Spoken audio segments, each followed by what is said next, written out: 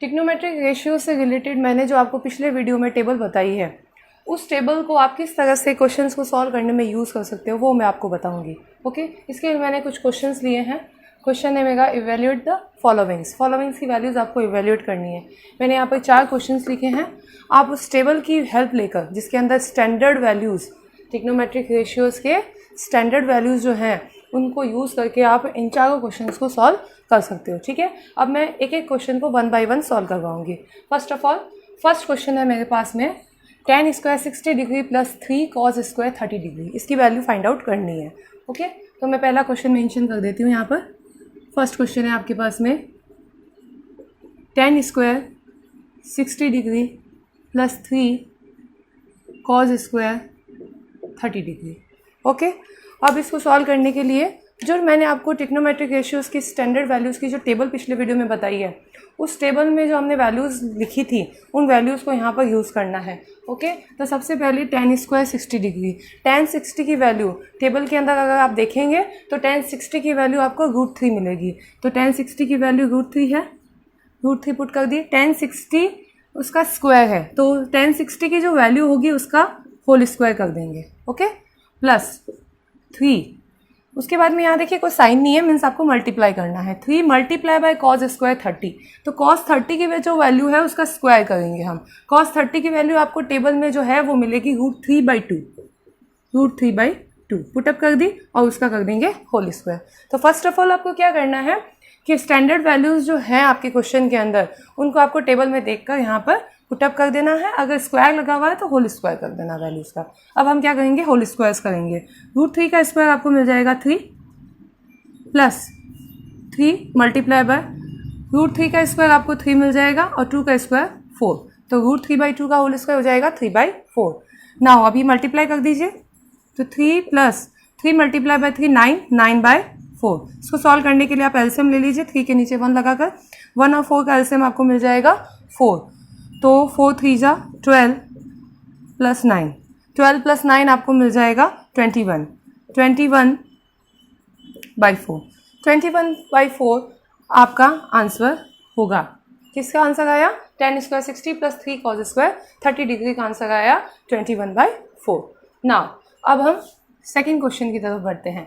Second question आपके पास में क्या है, यहाँ देखिए ये रहा 4/cot square 30 plus 1/sin square 30 minus cos square 45। तो मैं अब यहाँ पर सेकेंड क्वेश्चन मेंशन कर देती हूँ। 4/cot square 30 degree plus 1/sin square 30 degree minus cos square 45 degree. ठीक है, क्वेश्चन लिखने के बाद में जैसे पिछले क्वेश्चन में किया था, टेबल में से आपको स्टैंडर्ड वैल्यूज़ को पुटअप करना है, वही काम आपको वापस यहाँ पर करना है, स्टैंडर्ड वैल्यूज़ को पुटअप कर देना है। तो 4/cot स्क्वायर 30, तो पहले आप देखेंगे cot 30 की वैल्यू क्या है और फिर cot 30 की वैल्यू का होल स्क्वायर कर देंगे।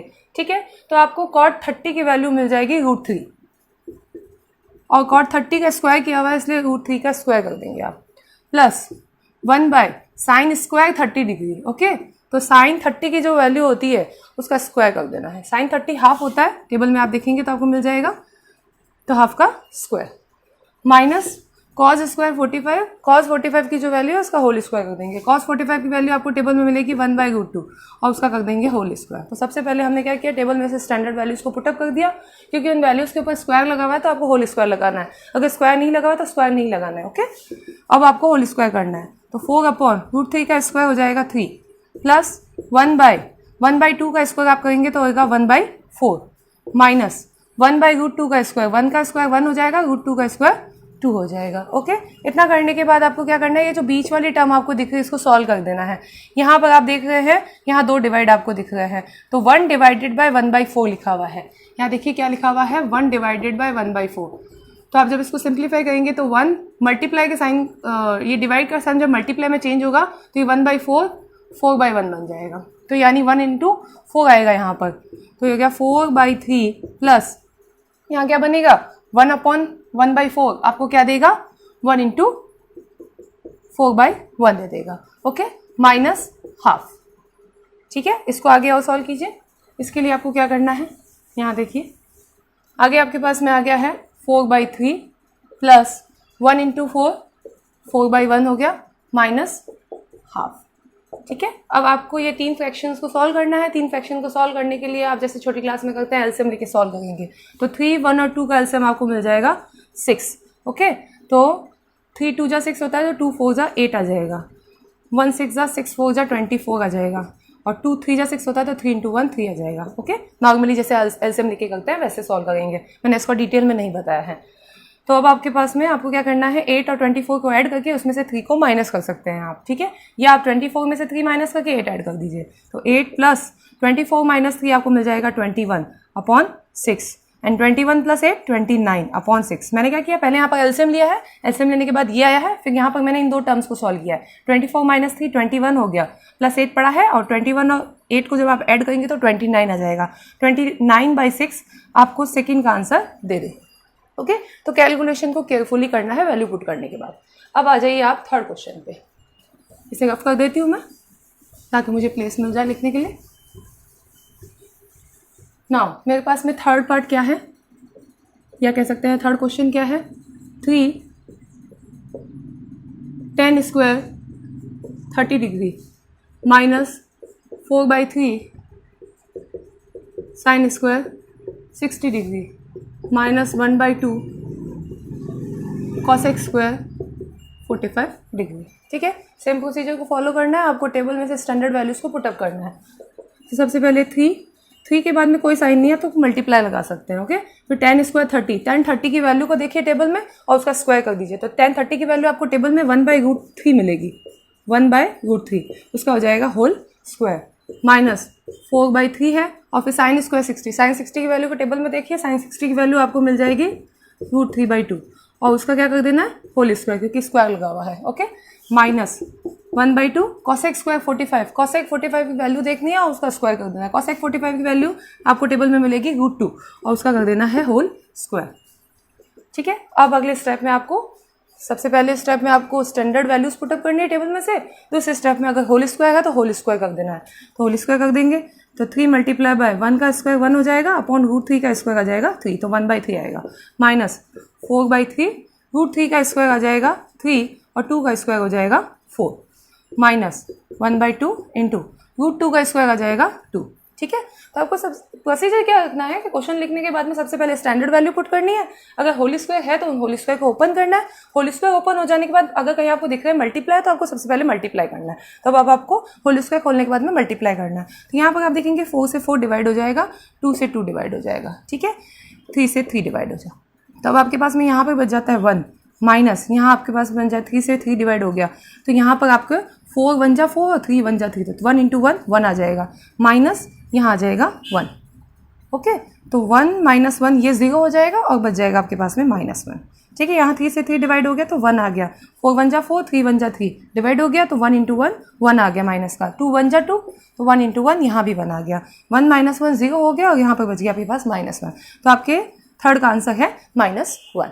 ओके, अब आइए आप फोर्थ पार्ट पे। नाउ ये आपका लास्ट पार्ट है, fourth part. What is the fourth part? Fourth part, ठीक है, फोर्थ पार्ट आपके पास में क्या है, cos 45 degree whole divided by sec 30 degree plus cosec 30 degree. Okay, लिखने के बाद में पहला काम आपको वही करना है, टेबल में से स्टैंडर्ड वैल्यूज पुटअप करनी है। तो यहाँ पर 3 है आपके पास में ट्रिग्नोमेट्रिक रेशियो, कॉस, सेक और कॉसेक। ये सारी वैल्यूज पहले आपको कहाँ से पुट करनी है, टेबल में से देख के पुट करनी है। अब ये क्वेश्चन थोड़ा सा डिफरेंट है बाकी के 3 क्वेश्चन के कंपैरिजन। बाकी 3 क्वेश्चन की कैलकुलेशन ईजी थी, उनमें क्या था, उन सब में वैल्यू पुट करने के बाद सबसे पहले स्क्वायर करना था और उसके बाद में मल्टीप्लाई करके सॉल्व करना था। लेकिन इस क्वेश्चन में क्या करना है, सबसे पहले वैल्यू पुट करने के बाद यहाँ कोई स्क्वायर नहीं है तो स्क्वायर करने की ज़रूरत नहीं है। ये थोड़ा सा डिफरेंट दिख रहा है आपको, तो इसमें क्या करना है, सबसे पहले आपको इसके डिनोमिनेटर को सॉल्व करना है। डिनोमिनेटर को सॉल्व करने के लिए डिनोमिनेटर का क्या कर दीजिए, आप ले लीजिए एलसीएम। सबसे पहले डिनोमिनेटर का एलसीएम लेने के लिए आपको क्या करना होगा, इस 2 के नीचे 1 लगाना होगा, ठीक है, और यहाँ पर आपको नीचे एलसीएम लेना है। आपको ऊपर वाले पार्ट में कोई चेंज नहीं करना है। ओके, तो आपने क्या किया, सबसे पहले न्यूमरेटर एज इट इज लिख दिया 1/√2। ओके, आप चाहे तो इस डिवाइड के साइन को इस तरह से लगा सकते हैं, डिवाइडेड बाय, और आपके पास में आ जाता है 2/√2 √3 प्लस 2/1। कुछ नहीं किया है, बस ये जो डिवाइड का साइन अपॉन के फॉर्म में लिखा हुआ उसको मैंने यहाँ पर डिवाइड फॉर्म में लिख दिया। ओके, अब इसको सॉल्व करेंगे। इसको सॉल्व करने के लिए सिंपली छोटी क्लास में जिस तरह से करते हैं पहले एलसीएम लेंगे आप, ठीक है। तो √3 और 1 का एलसीएम लेना है हमें। तो आपके पास में आ जाता है 1/√2। ये देखिए लिखा हुआ 1/√2, उसके बाद डिवाइड, ये लगा दिया डिवाइड का साइन, ठीक है। ब्रैकेट बना दीजिए वापस। 1 और √3 का एलसीएम, जब 1 और √3 का एलसीएम लेंगे तो आपको मिल जाएगा √3। उसके बाद आप आगे क्या करेंगे, आप छोटी क्लास में क्या करते हैं, डिवाइड देके फिर मल्टीप्लाई करते हैं, वही आपको करना है। डिनोमिनेटर का इस एलसीएम में डिवाइड देना है और जो आता है उसको न्यूमरेटर से मल्टीप्लाई करके यहाँ पर लिख देना है। तो √3 डिवाइडेड बाय √3 जब आप कहेंगे तो 1 आएगा और 1 मल्टीप्लाई बाय 2 कर देना है, ठीक है। प्लस अगेन 1 का √3 में डिवाइड देना है तो √3 आ जाएगा, √3 मल्टीप्लाई बाय 2 कर देना है। यही आप करते हैं छोटी क्लास में, वही आपको यहाँ पर वापस करना है। आपको कुछ नया काम नहीं करना है, ठीक है।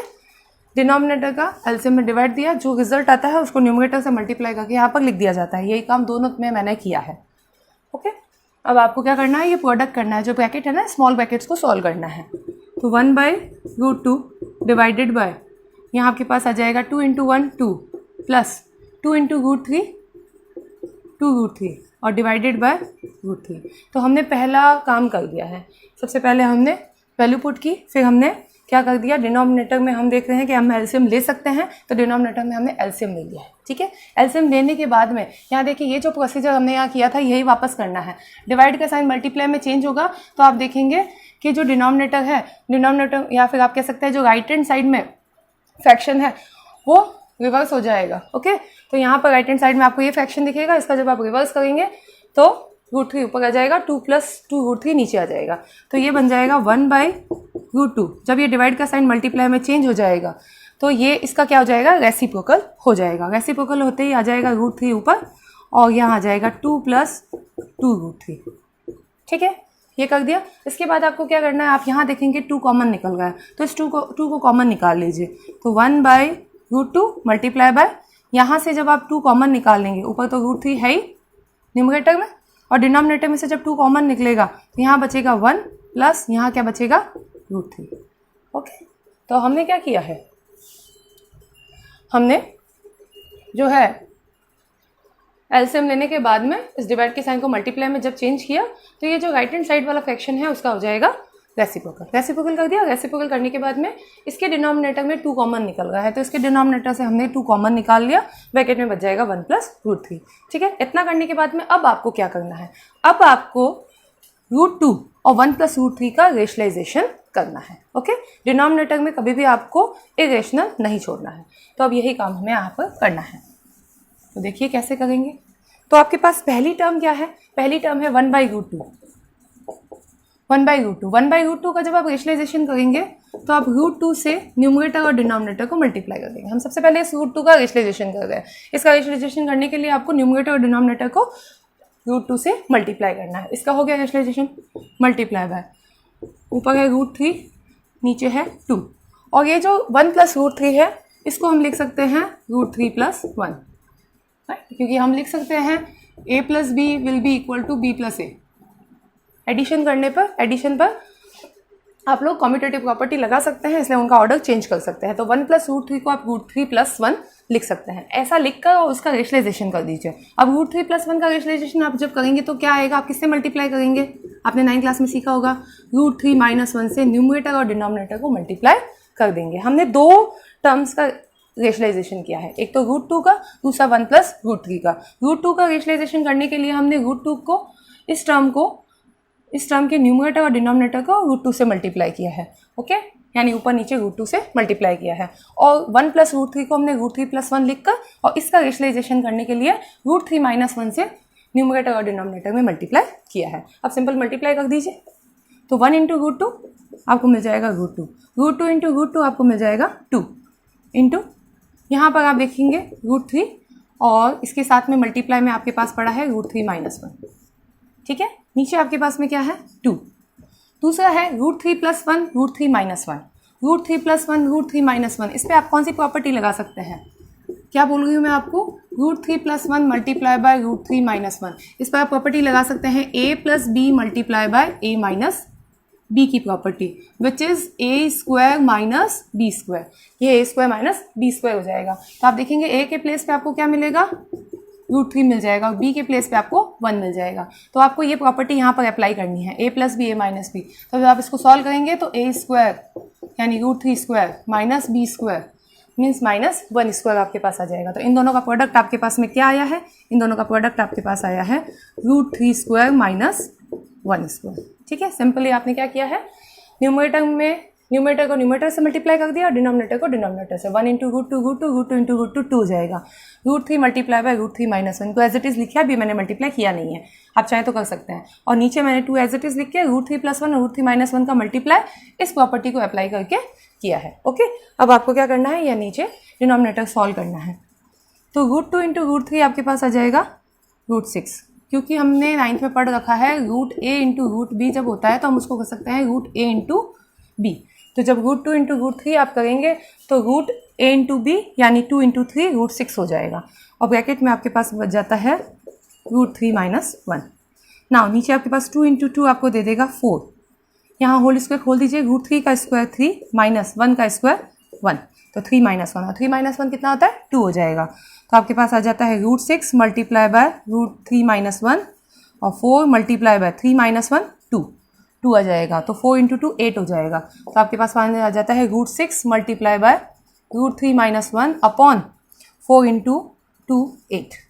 ये आपका फाइनल आंसर होगा, क्योंकि यहाँ पर देख सकते हैं कि डिनोमिनेटर अब रेशनलाइज हो चुका है पूरी तरह से, इसीलिए यह आपका आंसर होगा। डिनोमिनेटर को इरेशनल फॉर्म में नहीं छोड़ना है। अगर कभी भी डिनोमिनेटर इरेशनल फॉर्म में आए तो उसका रेशनलाइजेशन करके उसको कंप्लीटली रेशनलाइज कर देना है आपको। ये आपका आंसर होगा 4th पार्ट का √6 मल्टीप्लाई बाय √3 - 1 अपॉन 8। अब इस तरह के कोई भी क्वेश्चन अगर आपको दिए जाएं तो उनमें आपको क्या करना है, सबसे पहले टेबल में से वैल्यूज को देख के पुटअप करना है।